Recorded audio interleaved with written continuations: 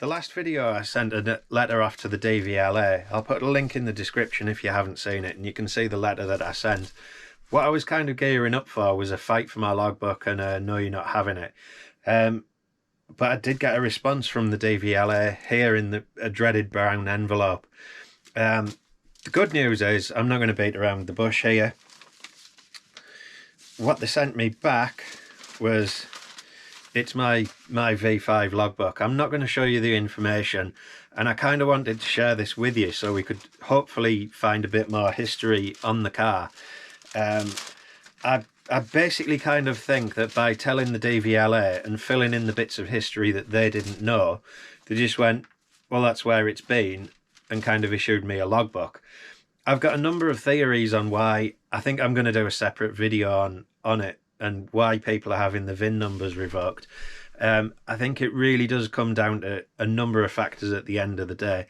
I've spoken to a lot of people about this over the last couple of months since I did the last video, and yeah, ask 100 people, get 100 different reasons. I've heard it's all sorts to do with the free road tax, the historic vehicle status. It's basically cutting down on the number of them and clamping down on the actual laws that allow them to be kind of historic or not. So the laws changed at some point and it was updated so the DVLA could revoke VINs. And if they're unsure of the history of your vehicle or anything like that, they will be taking your VIN number. A lot of it's down to chassis repairs as well. I've heard that chassis repairs actually have to be approved and have approved kind of types of panels. So it's not any replacement panel or repair panel you can get that's 100% approved and it's fine. It might be a pattern part, it might be nearly identical, but they actually have to be manufacturer approved. In addition to this, you have to be able to prove that you fitted that panel.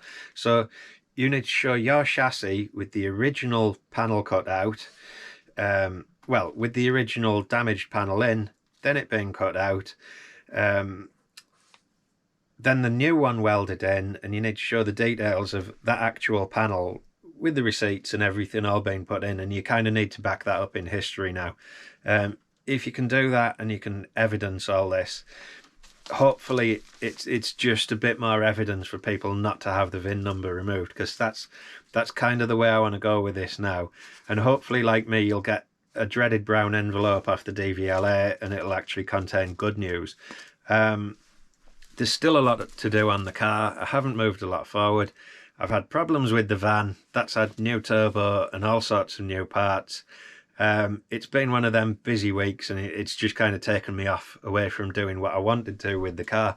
So yeah, I'm still on with it. I'm not a lot further forward. Hopefully once the van's perfectly sorted, I'll pick that up from the garage later today and we'll be away with that, so I can crack on with doing what I need to do. I'd like to get some update videos out, and I'd like to do some kind of on what's happening with these logbooks. But yeah, basically I wanted to give you the registration number and the details from this letter, but I can't do that. I don't want to have that link made between my car and my registration number and what's online about it. It's one of those things, it sounds a bit daft and like I'm being secretive with it. I am, basically. I 100% still think that the DVLA could come and just kind of want to do a special inspection of my car, and they could take that VIN and they could make things really awkward. So what I'm doing in the meantime, I've spoken to people that are kind of on the case and they're really helpful about it. MS UK, if you have the proper roll cage fitted and your car's always been a rally car, they're good to get in contact with and they will help you out. They're kind of taking this battle forwards. There's a lot of people with roll cages have had the VIN numbers taken off them. But yeah, this is just a quick update for now.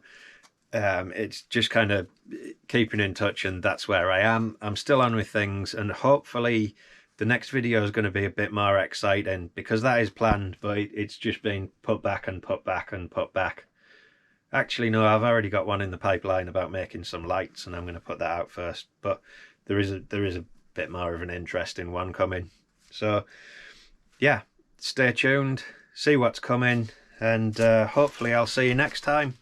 If you're ready to try the most comfortable boxer shorts you'll ever own, take 25% off and get free UK delivery at grizzlywears.com when you enter the code YouTube24 at checkout.